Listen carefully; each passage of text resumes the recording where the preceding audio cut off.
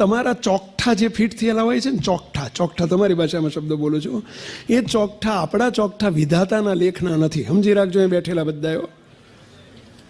આ કારણ સત્સંગમાં આવેલા સહજાનંદ સ્વામી, આ સ્વામિનારાયણ ભગવાનનો શરણાગત, એમના માથે વિધાતાના લેખનો કોઈ રેખ પર મેખ, કેમ કહે છે ને કે ભાઈ હથેળીમાં બધું લખેલું જ હોય, રેખાઓમાં બધું લખેલું જ હોય. આ રેખ પર મેખનો અર્થ શું થાય?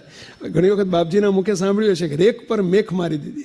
એટલે આપણને થાય કે આ રેખ પર મેખ એટલે શું? પ્રત્યક્ષ કોઈ તમે પૂછ્યું નથી, આજ જવાબ આપી દઉં.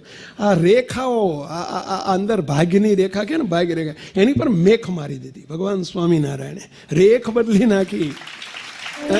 આ રેખાઓમાં સ્વામિનારાયણ ક્યાંય લખેલા ના હોય કે આપણા ભાગ્યમાં સ્વામિનારાયણ આપણા ભાગમાં આવે. ભાઈ એની પર તમારા ચોકઠા જે ફિટ થયેલા હોય છે ને, ચોકઠા ચોકઠા તમારી ભાષામાં શબ્દ બોલું છું, એ ચોકઠા આપણા ચોકઠા વિધાતાના લેખના નથી. સમજી રાખજો.